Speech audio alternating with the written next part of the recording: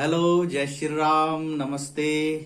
मेरा नाम है ठाकुर मान सिंह गौतम और मैं करीब 33 वर्षों से वकालत के व्यवसाय में हूँ। आज का हमारा जो टॉपिक है वो वरिष्ठ नागरिकों और माता पिता के अधिकारों के संबंध में है। आजकल प्राय देखा गया है कि जो भी माता पिता अपने प्रेम और वात्सल्य के अभिभूत होकर अपनी सारी संपत्ति जीते जी अपने संतानों के नाम पे कर देते हैं और बाद में संपत्ति प्राप्त होने पर जो बेटा बहू हैं या जो उनकी बेटियां हैं वो उनकी देखभाल में और भरण पोषण में उपेक्षा करने लग जाती हैं। और विशेषकर बेटा बहू जिन पर सामाजिक रूप से भी दायित्व है अपने बुजुर्गों का, माता पिता का देखभाल करने का दायित्व, वो फिर निर्वहन करने में जो है आलस करने लग जाते हैं और अपने जो वृद्ध माता पिता या जो भी उनके वरिष्ठ जन हैं उनकी देखभाल में लापरवाही करते हैं। तो ऐसे में अब उनके पास कोई कानूनी चारा ज्यादातर रह ही नहीं जाता है। जिस समस्या को निपटने के लिए ही ये एक अधिनियम बनाया गया जिसका नाम है माता पिता और वरिष्ठ नागरिकों का भरण पोषण अधिनियम 2007 में उक्त प्रकार की ही परिस्थिति को ध्यान में रखते हुए ये प्रावधान किए गए हैं कि जिसमें अगर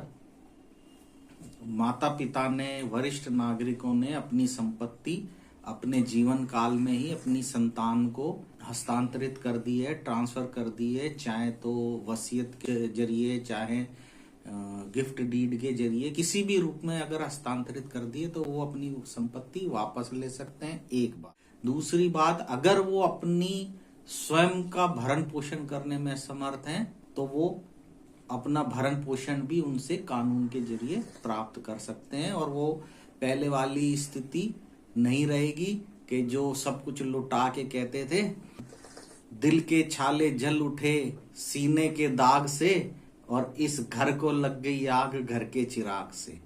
अब वो वाली स्थिति बिल्कुल नहीं है। कानून ने वरिष्ठ नागरिकों का और माता पिता के अधिकारों का पूरा ध्यान रखा है। इस अधिनियम के जो प्रावधान हैं वो मैं आपको संक्षेप में बताने का प्रयास करूंगा। सर्वप्रथम तो ये है कि इस अधिनियम की धारा 4 के अनुसार आपके माता पिता, यहां तक कि आपके कोई वरिष्ठ जन जिसमें आपके साथ परिवार के साथ रह रहे पुराने, कोई भले आपके माता पिता ना हो, आपके दादा के भाई हों, चाचा हों या कोई भी हो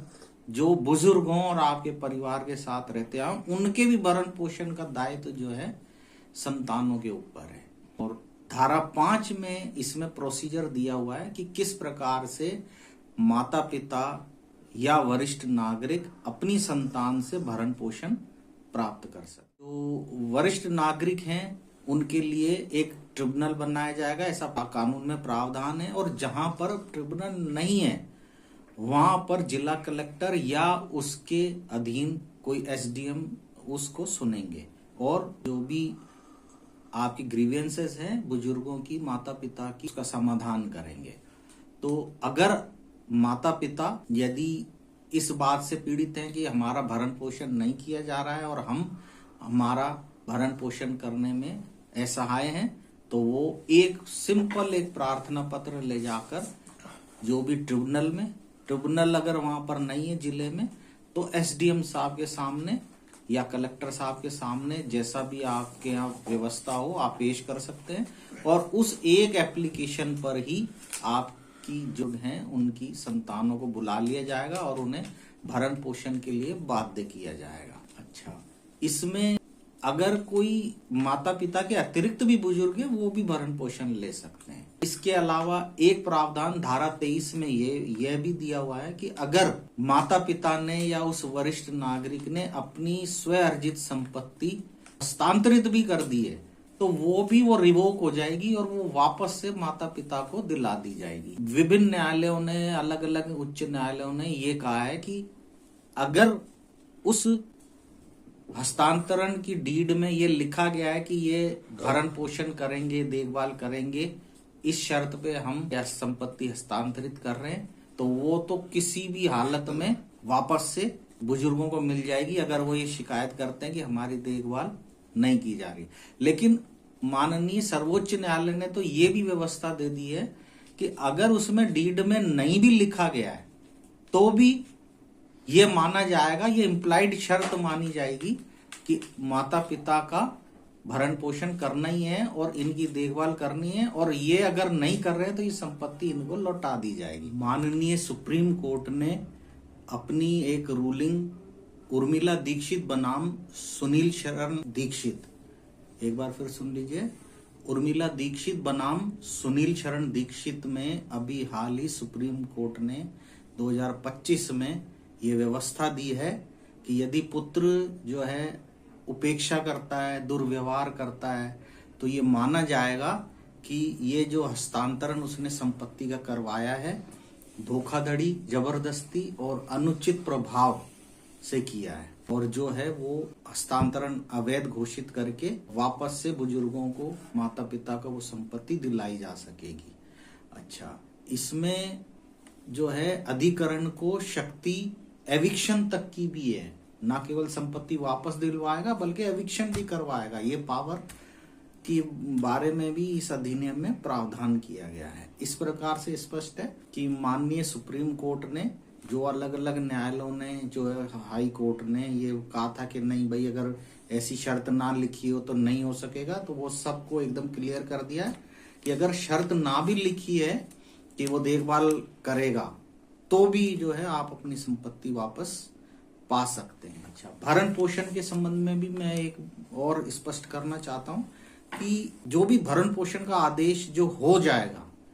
वो किसी भी सिविल कोर्ट में जो है उसको चुनौती नहीं दी जा सकेगी। सिविल कोर्ट उसको सुन ही नहीं पाएगा, ना उसमें कोई स्टे दे सकता है, ना उसकी कोई अपील की जा सकेगी कहीं पर भी। अगर कहीं कोई किसी उसको वो पीड़ित आदमी अपने आप को मानता है तो वो जाए सीधा रिट करे, और कुछ राज्यों में एक अपील प्राधिकरण या जिला मजिस्ट्रेट को अपीलीय अधिकारी बनाया हुआ है। सिविल कोर्ट में तो उनके फैसलों को चुनौती नहीं दी जा सकती। इस प्रकार से अगर किसी अधिकारी ने भरण पोषण का आदेश कर दिया है तो वो अंतिम है, उसकी कोई अपील नहीं की जाएगी। यहाँ ध्यान देने योग्य एक बात और है कि यदि कोई माता पिता या ऐसा व्यक्ति जो परिवार के साथ पुराने समय से, बहुत लंबे समय से रह रहा है, बुजुर्ग है, भले ही माँ बाप नहीं है, दादा है, दादाजी के भाई हैं, उनके चाचा हैं, या जो भी कोई पुराना बुजुर्ग साथ में रह रहा है परिवार के, और उसने कोई प्रॉपर्टी नहीं भी हस्तांतरित की है, या माता पिता ने कोई प्रॉपर्टी नहीं भी हस्तांतरित की है, तो भी भरण पोषण करने का दायित्व तो संतानों का है ही है, चाहे पुत्र हो चाहे पुत्री हो। तो उसके लिए उनको क्या करना है, या तो ट्रिब्यूनल में जाएं या सीधे ही कुछ ना करें, केवल जिला कलेक्टर के पास चले जाएं और वहां एक प्रार्थना पत्र दे दें उपस्थित होकर, वो अपने आप संबंधित अधिकारी के पास पहुंचा देगा और भरण पोषण दिलवा देगा। इस प्रकार से जो अधिनियम का उद्देश्य है वो बुजुर्गों को आर्थिक रूप से भरण पोषण की दृष्टि से और उनकी संपत्ति के रूप में देखभाल के लिए बनाया गया है। जो यदि कोई पीड़ित व्यक्ति है तो वो इसका उपयोग करके अपना भरण पोषण भी प्राप्त कर सकता है और अपनी संपत्ति वापस भी प्राप्त कर सकता है। आज के लिए बस इतना ही। नमस्ते।